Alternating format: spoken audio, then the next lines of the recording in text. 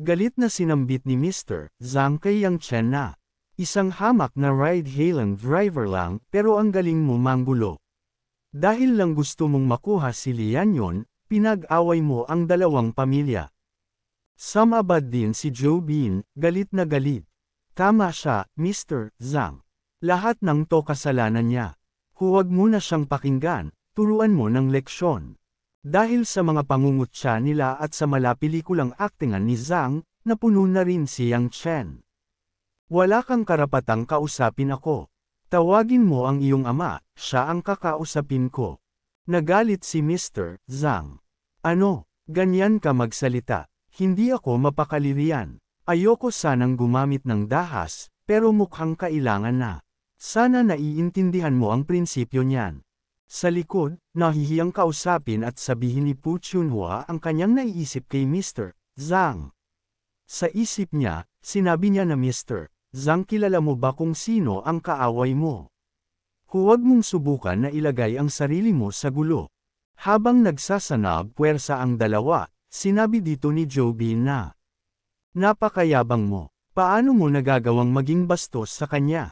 Mga pare, Farah, sugurin natin siya. Habang si Ginoong Zhang ay hindi na rin nakapagpigil sa galit, sinabi niya kay Yang Chen. Hoy, masyadong maraming bisita rito. Labas tayo, pwede ba? Ngunit hindi nagpaawat si Yang Chen. Sige, kahit dalhin mo pa ako sa ibang planeta, sasama ako. Matapang namang sinabi ni Ginoong Zhang kay Joe Bin. Hintayin mo ko rito, bibigyan kita ng leksyon matapos ko siyang turuan. Lumapit sa gilid ni Yang Chen si Pu Chunhua at sinabi nito na, bakit hindi mo nalang sabihin ang totoo mong pagkatao? Hindi naman nakakahiya yun. Bakit mo tinatago? Umiling si Yang Chen. May dahilan ako. Hindi ko yan maipapaliwanag ngayon. Basta sundin mo lang ang plano. Habang papalapit si Chairman Pu Chunhua kay Yang Chen at may binulong, napakunot noo si Mr. Zhang. Chairman Pu, bakit parang close kayo? Nagkunwari si Pu Chunhua. Wala kaming relasyon. Nasaroon lang ako ng sasakyan, kaya nakisakay ako sa kanya. Napakalma si Mr. Zhang. Ah, ganun ba? Habang naglalakad na si Yang Chen papunta sa labas, sumunod ang grupo ni Mr. Zhang. Ang tapang mo talaga, hindi mo man lang iniwan ang sarili mong escape route. Akala mo ba kakayanin mo kami? Huminto si Yang Chen at ngumiti. Sinong nagsabing ako ang makikipaglaban sa inyo? Nagtaka si Mr. Zhang. Ano, takot ka na? Sige lang, aminin mo ang pagkakamali mo, mapapatawad pa kita. Ngumisi si Yang Chen. Hindi yan. Ang ibig kong sabihin, kung gusto nyo ng laban, edi sila ang kalabanan nyo. Sabay turo sa likod niya. At doon, lumitaw ang isang matipunong lalaking nakaitim. Kasunod niya ang grupo ng mga malalaking lalaki, mukha silang mga wrestler. Namutla si Mr. Zhang. Manager Chen. Anong balak nyo? VIP ako rito. Huwag nyo akong galawin. Pero huli na, sumugod ang grupo at hinuli isa-isa ang mga kaibigan ni Mr. Zhang. Aray, bitawan mo ako, tulungan nyo ako, sigaw nila. Lumapit si Yang Chen kay Mr. Zhang, pinisil ang tenga nito. Aaray, ang sakit, tigilan mo, huwag tenga ko, dahil na rin sa tatay mo, hindi kita sasaktan. Pero dapat matuto kang kumilos ng maayos. Umiiyak si Mr. Zhang na parang bata. Sino ka ba talaga? Hindi ka ordinaryong ride-hailing driver. Ngumiti si Yang Chen. Ride-hailing driver pa rin ako. Pero, bago pa man niya maipagpatuloy, dumating si Lian Yun. Yang Chen, okay ka lang. Sinaktan ka ba nila? Pero mas nanginig si Mr. Zhang. Siya si Yang Chen. Siya ang taong bumili ng 45% ng shares ng Longlian Supermarket Group namin. Ngumiti si Yang Chen. Ayan, sinabi ko na noon pa, hindi ka karapat-dapat makipag-usap sa akin. Pero ayaw mong makinig. Namangha si Lian Yun. Talaga, binili mo ang shares. Saan mo nakuha ang perang yan? Medyo na-awkward si Yang Chen at nauuto. Pero tuwang-tuwa si Lian Yun. Halika na. Sabihin natin to kay Papa. Siguradong papayag siya sa atin. Pero biglang lumamig ang tingin ni Yang Chen. Pumikit siya at umiling. Miss Lee, sa tingin ko nagkakamali ka. Wala akong interes sa'yo. Parang binuhusan ng malamig na tubig si Lian yun. Ngunit sumingit si Mr. Zhang, ngayon ay tuwang-tuwa. Ayan o, akala mo lahat ng lalaki obsessed sa'yo. Hindi yan simple tulad ng mga nagpapalipad ng bangko. Bilyonaryo yan, bakit siya papatol sa'yo? Hindi na nakatiis si Lian yun.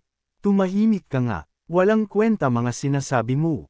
Tumingin si Lian yun kay Yang Chen na may lungkot sa mga mata at tinanong. Hindi ba ako maganda? Simple lang ang sagot ni Yang Chen. Maganda ka. Muling nagtanong ang dalaga. Bakit ayaw mong makasama ako? Kalmadong sumagot si Yang Chen habang iwinawas-iwas ang kamay. Salamat sa pagmamahal mo, Miss Lee, pero hindi ikaw ang tipo ko. Pasensya na, wala akong interes sa'yo. Dahil sa tinamong direktang pagtanggi, napaiyak si Lian Yun at tumakbong palayo. Yang Chen, galit ako sa'yo. Habang pinagmamasdan ang dramatikong pag-alis ng dalaga, napailing si Yang Chen. Napaka-unpredictable ng babaeng yun. Hindi ko alam kung may sira na siya sa pag-iisip. Dahil lang ba gusto niya ako, kailangan ko na rin siyang gustuhin. Anong klaseng loika yan? Nasaan ang hustisya? Napanganga si Zhang Huiming matapos marinig ang matinding pagtanggi ni Yang Chen. Bro, grabe ka. Simula pagkabata, sanay yan na nasusunod. Ngayon lang siya tinanggihan. Kaya ayan, na-shock. Pero kalimutan mo na siya, bro. Ang tanong, anong balak mong gawin kay Joe Bean? Ang bastos ng mga sinabi niya sa'yo. Sorry talaga. Lumapit si Yang Chen at tinapik sa balikat si Zhang Huiming. Ang bilis mong magpalit ng tono, bro. Mas mabilis ka pa sa pagbaligtad ng pancake. Napakamot sa ulo si Zhang Huiming sabay tawa. Hindi ko alam kung pinupuri mo ako o sinasaktan Pero sige na nga, tawa na lang tayo. Naalala ni Yang Chen ang isang mahalagang bagay. Director Zhang, turuan mo lang sila ng leksyon. Pero sa ngayon, kailangan ko ng meeting room. May mahalagang usapan tayo. Tawagin mo sina Lilayan Sayong, Zhou Hai, at si Pu Chunhua. May gusto akong pag-usapan. Agad na sumunod si Zhang Huiming. Noted, Mr. Yang. Halika na, dito tayo. Maya-maya, nakita ni Joe Bean si Zhang Huiming na lumabas. Bro Huiming, kumusta? Nabugbog mo na ba yung makong na yon? Malamang basag na siya ngayon, no? Pero hindi niya inaasahan ang sumunod na nangyari. Bago pa siya makapagsalita ulit, sinuntok siya ng napakalakas ni Zhang Huiming. Natamba si Joe Bean at napaiyak. Aray, mama, dumating ang ama ni Joe Bean at galit na tinulungan siyang tumayo. Anong ginagawa mo, Zhang Huiming? Anak ko yan, bakit mo siya sinaktan? Malakas na tinapik siya ni Huiming. Kalma, tinuturuan ko lang yang anak mong walang modo. Akala nyo kasi porket may pera kayo, pwedeng tap-okan ang iba. Nakakasuya na. Tumalikod si Zhang Huiming at tinawag ang mga bisita. Mr. Lee, Mr. Joe, Mr. Pu, halina kayo. May mahalagang gustong sabihin sa inyo si Mr. Yang. Pagpasok nila sa meeting room, tumanggo si Yang Chen. Salamat. Mauna ka na, Huiming. May aayusin lang ako. Sumigaw si Joe Hai pagkakita kay Yang Chen. Sino ka ba? Ngunit ngumiti si Pu Chunhua at tumindig. Hayaan niyong ipakilala ko. Siya si Mr. Yang, ang bagong may hawak ng 45% shares ng Longlian Supermarket Group. Siya na po ang pinakamalaking shareholder. Napaupo sa gulat si Joe Hai. Ano? Ride-hailing driver ka lang Niloloko mo kami. Nagkunwari ka lang palang mahirap. Ngumiti lang si Yang Chen. Hindi yun mahalaga ngayon. Ang mahalaga, hindi na kayo magiging magkabilang pamilya. Kaya, ibenta nyo na lang sa amin ang mga kumpanya nyo. Biglang tumayo si Joe Hai at sinuntok ang mesa. Imposible. Lumalago ang kumpanya ko. Hindi kita pagbibentahan, hambog. Habang nagagalit si Joe Hai, tahimik namang nag-iisip si Lilayan Sayong. Tama si Yang Chen. Isa lang ang anak kong babae. Kahit gaano pa kaganda ang negosyo ko, sa manugang pa rin ito mapupunta sa dulo. Mas mabuti na sigurong gawing shares ang lahat. Tumingin si Yang Chen kay Li Layansayong at kalmadong sinabi. Ginoong Li, sa palagay ko naman ay sang-ayon ka na sa alok ko. Nagpatuloy siya habang seryoso ang mukha. Kung gusto mong magkaroon ng shares, pwede naming ilaan ito para sayo. Pero higit pa riyan, kung sakaling lokohin ng magiging manugang mo ang anak mo, ang hawak mong shares ang magsisilbing pananggalang niya. Muling tumingin si Yang Chen, puno ng kumpiyansa. Bilang ama, alam kong gusto mong masiguro ang kinabukasan ng anak mo. Kaya't sa ganitong paraan, kahit mawalan siya ng partner, hindi siya kailanman mawawala ng lakas tumayo sa sarili niyang paa. Tumingin si Li Layansayong kay Yang Chen. Sang-ayon ako, gusto ko kalahati sa cash, kalahati sa shares. Ano bang offer mo? Tinapik ni Yang Chen ang lamesa. Ang halaga ng tindahan mo ay nasa 1.5 bilyon.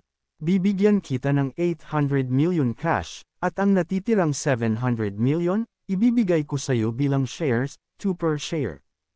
Namangha si Li Layansayong. Sige, deal. Ayos na ayos. Biglang sumingit si Joe Hai. Ano, nabaliw ka na ba? Ang ganda ng takbo ng negosyo mo tapos ibebenta mo. Ngunit tumanggaw si Li Layansayong. Mas mahalaga na mapunta sa mabuting kamay ang lahat. At si Yang Chen ang tamang tao. Yung anak kong spoiled, hindi kakayanin ng negosyo. Mas mabuti na tong dividend shares. Tulala si Joe Hai. Hindi ako papayag. Humarap si Yang Chen kay Ginoong Pu at mahinahong sinabi.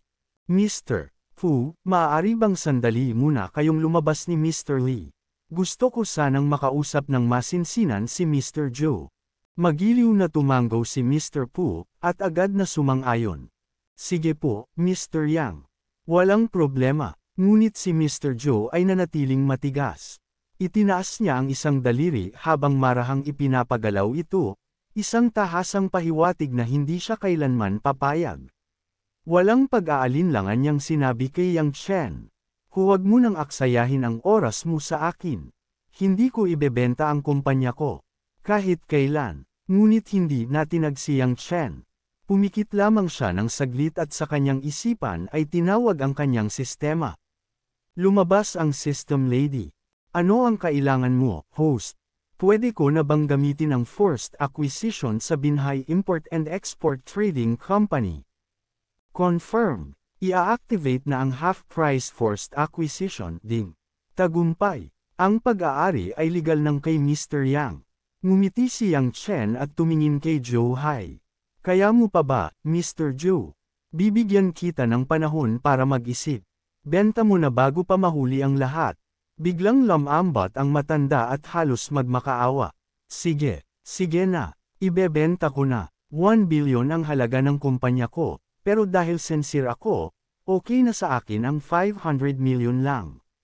Kunin mo na, Mr. Yang. Lumabas si Yang Chen at ngumiti, sabay sabing, Mr. Joe, nagkaayos na tayo. Pumayag siyang ibenta sa akin ang kumpanya niya sa kalahating halaga lang. Nagulat si Li Layansayong sa narinig. Ano raw? Kalahating presyo lang ang hiningi ni Mr. Joe. Totoo ba to? Blanca ang ekspresyon ni Joe Hai, at mahinahong sinabi. Ang pag-acquire ni Mr. Yang sa kumpanya ko ay isang karangalan. Bilang patunay ng taos puso kong hangarin, natural lang na ibenta ko ito ng mas mababa sa halaga. Hindi makapaniwala si Pu Chunhua. Paano nagawa ni Mr. Yang ito? Parang imposible. Ngumiti si Yang Chen at nag-post na tila isang bida sa pelikula. Palagi ko namang ginagamit ang kabutihang loob para kumbansihin ang tao. Si Mr. Joe ay nakuha sa aking karisma, kaya yang discount. Maliit na bagay lang yan. Pagkatapos, tiningnan niya ang dalawang matatanda na tila ngayoy nagkakasundo na. O siya, mukhang maayos na ang lahat ngayong gabi. Fair na, tapos na to. Uwi na tayo. Ngunit habang papalayo ang kanyang ama, nanlungo si Joe Bin at nagsimulang umiyak. Tay, binugbog niya ako. Halos mamatay na ako. Bakit ninyo siya kinakampihan? Pati ang kumpanya natin ibinenta niyo pa sa kanya. Tay, sinaniban ka ba niya? Ngunit sa halip na awa, isang sampal ang inabot niya mula sa sariling ama. Tumigil ka nga dyan. Magpakita ka pa ulit ng yabang gamit ang pera mo, babaliin ko mga binti mo. Namumula ang mukha ni Jobin, duguan ang ilong, humihikbi habang sumisigaw. Ang sakit. Bakit ganito? Lahat na lang nananakit sa akin. 2 araw makalipas, sa Longhai International Hospital. Hello po, Mr. Yang, bati ng isang doktor. Narito na po ang 3 eksperto mula sa ibang bansa. Ito po si Chris, isang brain cancer specialist. Ito naman si Paul, para sa stomach cancer. At ito si Jones, expert sa liver cancer. Lumapit si Yang Chen, ngumiti, at mahinahong nagsabi. Hello po sa inyong lahat. Pasensya na kung istorbo. Kayo na po ang bahala sa aking tiyahin. Kapag gumaling siya, maghahanda ako ng engranding salo bilang pasasalamat. Sa loob ng VIP ward, agad na binati ni Yang Chen ang tiyahin. Ms. Chen, andito po ako. Kumusta po kayo? Ngumiti si Ms. Chen. Naku, Yang Chen, andyan ka pala. Hindi ka ba busy sa pagmamaneho? O matumal ang biyahe ngayon? Medyo natawa si Yang Chen at sumagot. Narito na ang mga dayuhang eksperto. Nakita ko sila sa entrance. Mataas daw ang success rate ng operasyon ninyo. Kaya huwag na po kayong mag-alala. Makakabalik kayo sa normal na buhay agad. Napaluha si Ms. Chen. Yang Chen, maraming salamat. Kung hindi dahil sa iyo, baka tapos na ang buhay ko. Isa lang ang ipinagmamalaki ko, ang magaling kong estudyante, ikaw. Umiling si Yang Chen.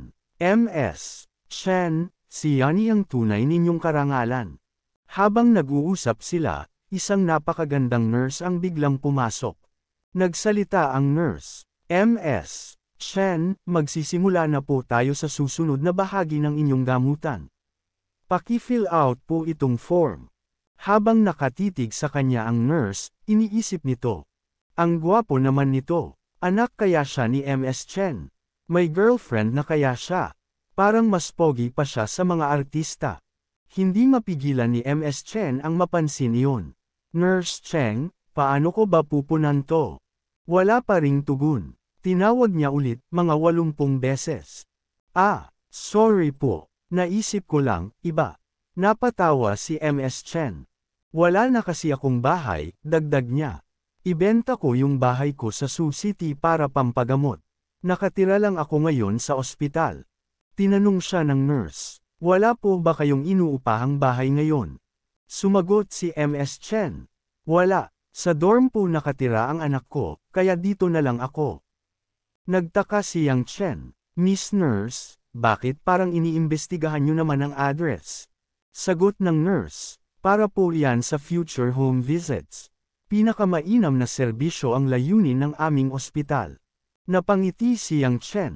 Tama naman. Ms. Chen, ilagay mo na lang yung address ng bahay ko sa Morning Light Garden, Building 1, Unit 2, Room 301. Wala namang nakatira dun ngayon, doon ka na muna tumuloy. Napatingin si Ms. Chen, halatang nagulat. Ay, hindi pwede. Sobra-sobra na ang tulong mo, Yang Chen. Ngunit marahan siyang hinawakan ni Yang Chen at mahigpit na nagsabi. Nang ako'y wala pang wala, tinanggap mo ako ng walang hinihinging kapalit. Ngayon, panahon ko na para suklian yun. Wala ka nang dapat alalahanin kundi ang paggaling mo. Tumulo ang luha ni Ms. Chen. Sige, salamat, salamat, Yang Chen. Ilang oras ang lumipas, sa parking lot. Papunta na si Yang Chen sa kanyang sasakyan nang marinig niyang may eksenang nagaganap malapit sa kanya. I love you. Mahal na mahal kita. Sigaw ng isang binatang nakaluhod, may dalang malaking bouquet. Humarap ang babae at sumigaw. Kahit gaano ka pa kayaman, hindi kita gusto. Ilang beses ko bang sasabihin, hindi kaya ng type ko. May halatang pagtataka sa mukha ni Zhang Qing. Lumapit siya kay Junjun at may halong lungkot at pakiusap na tinanong. Bakit? Mahal na mahal talaga kita. Mayaman ako, maibibigay ko sa'yo ang marangyang buhay habang buhay. Ngunit seryosong tumitig si Junjun at walang pag-aalinlangang sumagot. Maski pa may daan-daang milyon ang pamilya mo, wala akong pakialam. Hindi kita gusto, hindi ikaw ang tipo ko. Hindi mo pa ba talaga naiintindihan? Nagalit si Zhang Qing sa narinig. Agad siyang tumayo mula sa kanyang pagkakaluhod at malakas na sigaw ang isinagot. E sino ang tipo mo? Ipakita mo nga sakin kung sinong gusto mong lalaki. Nilingan ni Junjun ang paligid, halatang balisa. At sa pag-ikot ng kanyang paningin, bigla niyang natano si Yang Chen na tahimik lamang napapasok na sana sa kanyang sasakyan. Walang pag-aalinlangan, itinuro niya si Yang Chen at malakas na sinabi. Siya ang tipo kong lalaki. Napako sa kinatatayuan si Yang Chen. Nanlaki ang kanyang mata at halos hindi makagalaw. Ano na naman to? Bakit nadadamay na naman ako sa kabaliwan ng ibang tao? Bulong niya sa sarili.